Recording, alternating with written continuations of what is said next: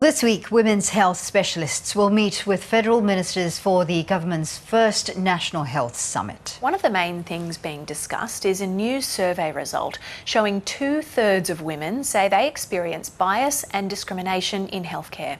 Assistant Health Minister Ged Kearney will be at the summit and she joins us now. Ged Kearney, welcome to Weekend Breakfast.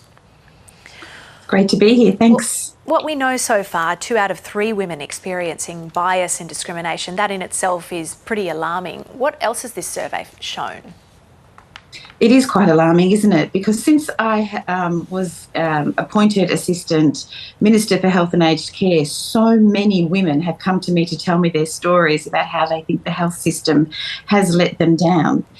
And I wanted to validate those anecdotes through some research, and we did the survey. Nearly 3,000 women responded to the survey and told us that they felt that the health system did not listen to them, that doctors dismissed their pain, that health professionals, said, oh, it's just a woman's lot that you have pelvic pain, for example. You just need to take a couple of Panadol and go home and lie down. This type of healthcare is not helping women.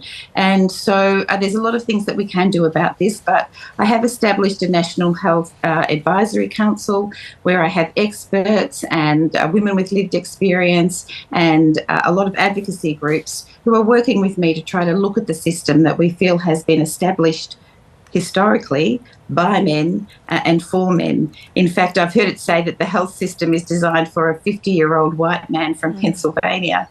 But we are looking into this. We have a national summit next week where I've drawn together research and experts, and we will be delving much more deeply into the End Gender Bias survey and drawing more from that to help us make policy that makes the health system better for women. You were a nurse earlier on in your life. In your experience, is what you said before, that the system is designed by men for men, is that what you've seen as to why women aren't being listened to? Yes, I think historically that is the case. A lot of diagnostics, for example, are designed for symptoms that men experience. The classic example is heart attack, where we know that if you're a woman, you are twice as likely to die from a heart attack than a man. Now, this is being addressed right now, but the symptoms for a man with a heart attack are quite different to that from a woman. So they're simply not recognised when a woman presents, say, to ED. A man has that crushing chest pain, pain down his left arm, pain in his left jaw. It's quite different for women who might have generalised pain across their chest, shortness of breath, and feeling anxious, etc.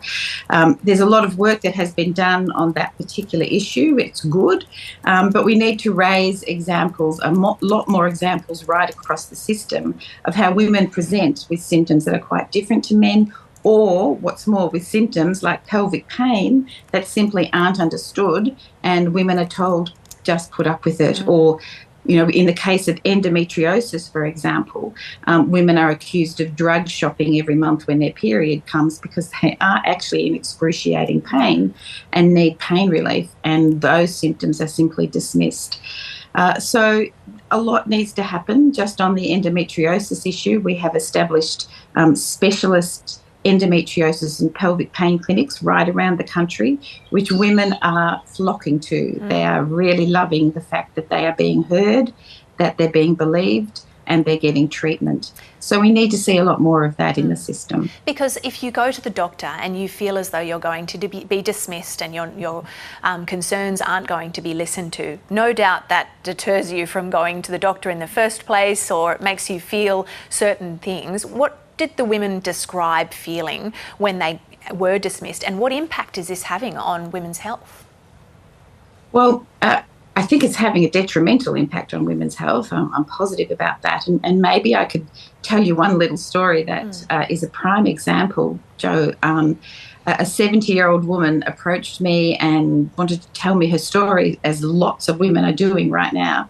And she said she went to the doctor because she was having pain during sexual intercourse, abdominal pain during sex. And she was worried about this. And the doctor basically said, wow, you're 70. Basically said, why are you still having sex? And, it's to be expected, and didn't even really examine her. She said she felt humiliated, she felt embarrassed, she felt really belittled, and went home and the pain got worse, but she didn't present because she was so upset about it. She actually had appendicitis and presented to hospital 3 days later with a nearly ruptured appendix. So you're quite right. I mean, if that had been picked up very much earlier, she wouldn't have been in quite a crisis point 2 or 3 days down the track. So it can have serious consequences. Of course, that is an extreme case. But, you know, if women are feeling that they're not heard, that there's a term that has been used for me, you know, gaslit, they won't use the health system. So you're quite right. And, you know, you add to that intersectionality if you don't speak English, or if you're a First Nations woman, or, you know, or a woman with a disability. Women who are overweight often tell me they present with all sorts of problems, and they're just told, oh, just lose weight, you'll be right. And they're not examined properly. So yes, there's lots of issues to deal with. And we'll no doubt be keeping across what comes of the National Health Summit as well. On another issue briefly this week, Australian researchers this week have argued that in the Lancet Medical Journal that menopause is being over-medicalised. The treatment options are too simplistic, narrow and swayed by commercial interest. What do you make of that, and how do you strike that balance between getting the people who need treatment, their treatment, but not giving unnecessary treatment? Well, look, to be honest, I really welcome the fact that we are having a conversation right now on national television about menopause. For too long, it's been an issue that has been swept under the carpet. Women are being told again.